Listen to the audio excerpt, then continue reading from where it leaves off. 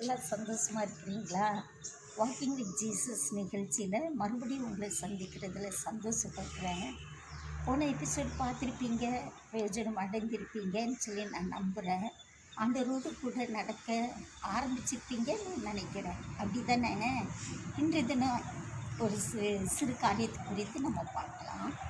கர்த்தரோடு முதல்ல நடந்தவங்க யார் அப்படின்னு சொல்லி உங்கள்கிட்ட கேட்டால் டப்புன்னு ஆன்சர் பண்ணியிருக்கீங்கல்ல. ஆமாம், ஆதாம் ஏவாள்.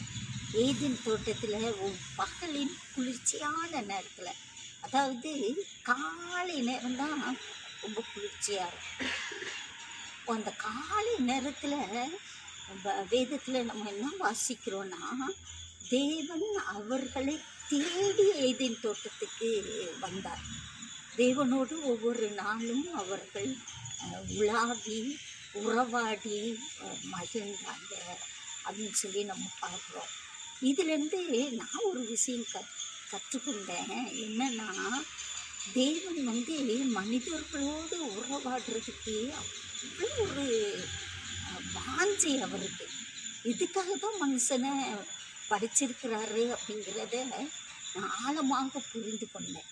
அதனால தான் பாருங்கள், இவங்க தேவனை தேடி போல தேவன் ஏதேன் தோட்டத்துக்கு ஒவ்வொரு நாளும் பகலில் குளிர்ச்சியான நேரத்தில் அவர்களோட, அதாவது அந்த டே பிகினிங், ஒரு நாள் ஆரம்பத்திலேயே ஆண்டவர் அவர்களோடு நடந்து உலாவி உறவாடி அவர்களோடு சந்தோஷமாக ஒவ்வொரு நாளும் தொடங்கி வைத்தார். இதே போல் தான் இன்றைக்கி நம்மளையும் ஆண்டவர் படைத்ததுக்கு நிறைய நோக்கங்கள் இருக்குது. அதில் பிரதான நோக்கம் என்ன தெரியுமா? ஒவ்வொரு நாளும் காலையில் முதல் தொடங்குகிற அந்த நேரத்தில் நம்ம ஆண்டவரோடு உறவாடணும், அவரோடு நடக்கணும் அப்படிங்கிற காரியத்தை அவர் எதிர்பார்க்குறாரு. நானும் அதே மாதிரி ஒவ்வொரு நாளும் காலையில் ஆண்டவரோடு நடந்து அது உறவாடி நம்ம தொடங்கினோன்னா அந்த நாள் முழுவதும் நமக்கு ரொம்ப ஆசீர்வாதமாக இருக்கும். பாருங்கள், ஏதேன் தோட்டத்தில் ஒவ்வொரு நாளும் அவங்க உறவாடிட்டு இருந்தாங்க, சந்தோஷமாக இருந்தாங்க. ஆனால் அது நீடிச்சுதான் இல்லைல்ல. சாத்தான் தந்திரமாக செயல்பட்டு தேவனுக்கும் மனிதர்களுக்கும் இருக்கிற உறவை துண்டிச்சு விட்டான்னு சொல்லி நம்ம பார்க்குறோம்.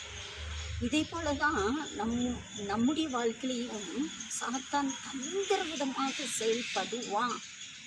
அதுக்காக நம்ம பயப்பட வேண்டிய அவசியம் இல்லை. அது பழைய ஏற்பாட்டு காலம்.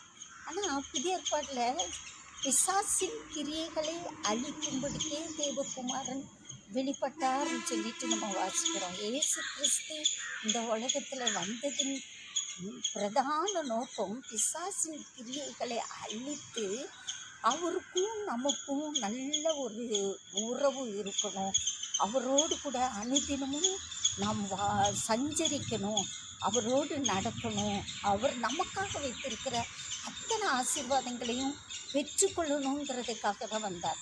அப்போஸ்தலரில் நம்ம ஒரு வசனம் வாசிக்கிறோம். உங்கள் பொல்லாங்கிலிருந்து விலக்கி உங்களை ஆசீர்வதிக்கும்படி பிதாவாகிய தேவன் தம்முடைய குமாரனை இந்த உலகத்திற்கு அனுப்பி வைத்தார் அப்படின்னு சொல்லி ஒரு வசனம். தினந்தோறும் இந்த வசனத்தை வச்சு நான் சொல்லிட்டேன். ஆண்டவரே, இன்றைய தினம் எனக்கு நேரிடுகிற பொல்லாங்கிலிருந்து, சத்துரு கொண்டுட்டு வருகிற பொல்லாங்கு, பாவங்கிற பொல்லாங்கு, சாபங்கிற பொல்லாங்கு, வியாதிங்கிற பொல்லாங்கு எல்லாவற்றிலிருந்து விலக்கி என்னை ஆசீர்வதிக்கும்படியாக இயேசு கிறிஸ்துவை இந்த உலகத்துக்கு அனுப்பி வைத்தீங்க. அந்த ஆசீர்வாதத்தை இன்றைக்கு எனக்கு தாங்க அப்படின்னு சொல்லித்தான் நான் ஜெபிக்கிறேன். இதுதான் நான் ஒவ்வொரு நாளும் ஆண்டவரோடு உறவாடி நான் ஒவ்வொரு நாளும் தொடங்குகிறேன். அதனால் பிரியமானவர்களை, நான் கற்றுக்கொண்டதை உங்களுக்கு சொல்கிறேன். நீங்களும் இதே மாதிரி ஒவ்வொரு நாளும் பகலின் குளிர்ச்சியான நேரம் முதல் நேரத்தை ஆண்டவரோடு உறவாடுங்க, அவரோடு நடங்க. இயேசு கிறிஸ்துவினால் நமக்கு கிடைக்கின்ற ஆசீர்வாதத்தை பெற்றுக்கொண்டு சந்தோஷமாக வாழுங்க. கர்த்தர் உங்களை ஆசீர்வதிப்பார்.